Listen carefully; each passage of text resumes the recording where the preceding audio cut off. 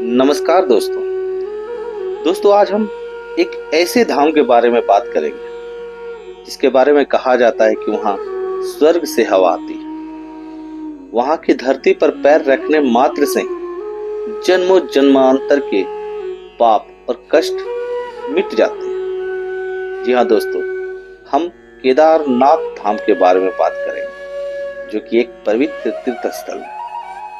केदारनाथ धाम भारत के उत्तराखंड राज्य में स्थित 4 धामों में से एक है और 12 ज्योतिर्लिंगों में गिना जाता है। यह मंदिर भगवान शिव को समर्पित है और हिंदू धर्म में इसका विशेष महत्व है। यह मंदिर समुद्र तल से लगभग 3583 मीटर की ऊंचाई पर स्थित है और हिमालय की बर्फीली चोटियों से घिरा हुआ है। हर साल लाखों श्रद्धालु यहाँ भगवान शिव के दर्शन के लिए आते हैं। यह मंदिर विशेष रूप से अपनी कठिन यात्रा और दिव्य वातावरण के लिए प्रसिद्ध है। इसकी पौराणिक, ऐतिहासिक और भौगोलिक विशेषताएं इसे एक अद्वितीय तीर्थ स्थल बनाती है। केदारनाथ मंदिर का संबंध महाभारत काल से जोड़ा जाता है। कहा जाता है कि महाभारत के युद्ध के बाद जब पांडव अपने पापों का प्रायश्चित करने के लिए भगवान शिव जी के शरण में आए थे, लेकिन भगवान शिव जी ने उनसे मिलने से बचने के लिए केदारनाथ क्षेत्र में एक बैल का रूप धारण कर छिप गए। जब पांडवों ने उनका पीछा किया तो भगवान शिव ने अपने शरीर के विभिन्न स्थानों पर विभाजित कर दिया। उनका कुबर केदारनाथ में प्रकट हुआ, जिससे इस स्थल का नाम केदारनाथ पड़ा। अन्य हिस्से भुजाएं, तुंगनाथ, मुख, रुद्रनाथ, नाभि, मध्य महेश्वर और जटा कल्पेश्वर में स्थापित हुआ। इन 5 स्थानों को मिलाकर पंच केदार कहा जाता है। दोस्तों, मंदिर का इतिहास काफी पुराना है। केदारनाथ मंदिर का निर्माण कब हुआ, इस पर विभिन्न मत है। कहा जाता है कि आदि शंकराचार्य ने 8वीं शताब्दी में इस मंदिर का पुनर्निर्माण किया था। हालांकि कुछ ऐतिहासिक साक्ष्य बताते हैं कि यह मंदिर उससे भी पुराना हो सकता है। मंदिर की बनावट अद्वितीय है। यह विशाल गिरे पत्थरों से बना है और इसे इस तरह डिजाइन किया गया है कि यह प्राकृतिक आपदाओं का सामना कर सके।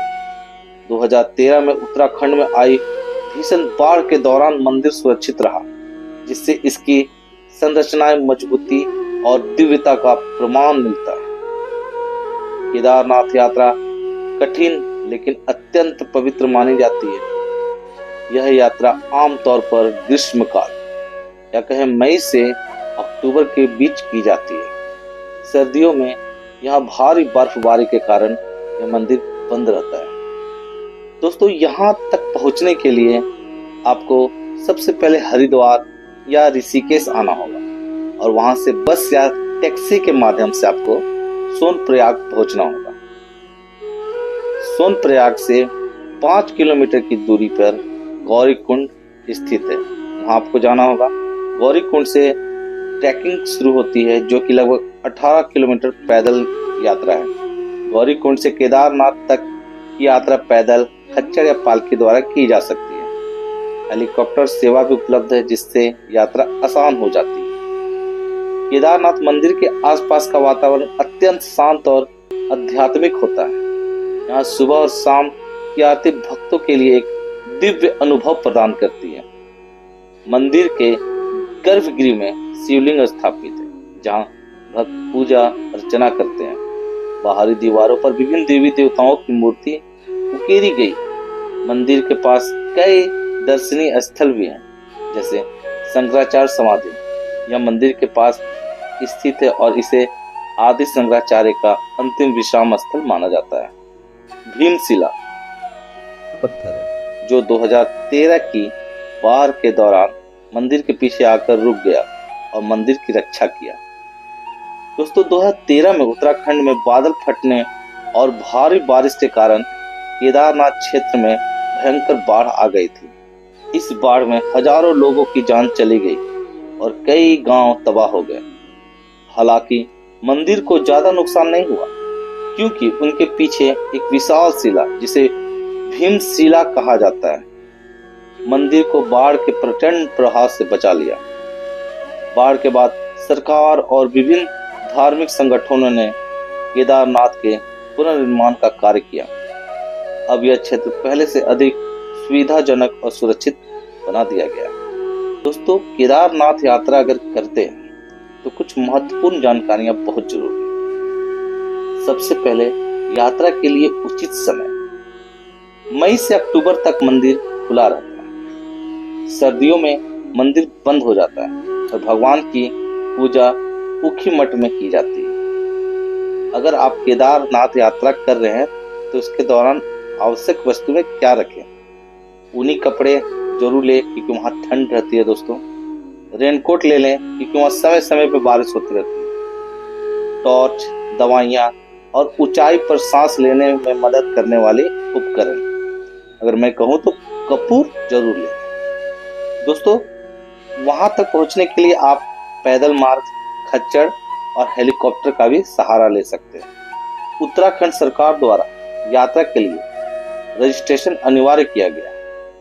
हेलीकॉप्टर सेवा का उपयोग करने के लिए पहले से बुकिंग कराना आवश्यक होता है।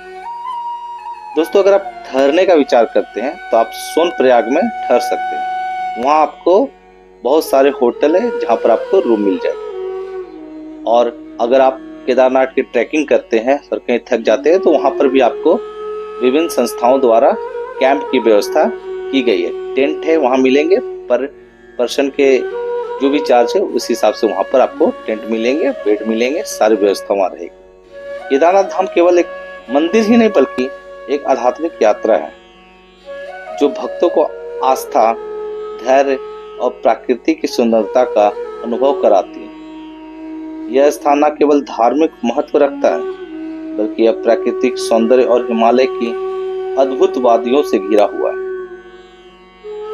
हर साल लाखों श्रद्धालु यहाँ आकर भगवान शिव के दर्शन करते हैं और इस पवित्र धाम की दिव्यता का अनुभव करते हैं। यदि आप एक आध्यात्मिक और रोमांचकारी यात्रा की योजना बना रहे हैं तो केदारनाथ निश्चित रूप से आपके लिए एक अद्वितीय स्थल हो सकता है। दोस्तों, अगर आप केदारनाथ जाने वाले हैं तो कमेंट में जरूर बताएं कि आप केदारनाथ कब जा रहे हैं, और अगर आप केदारनाथ की यात्रा कर लिए हैं तो भी कमेंट में जरूर बताएं।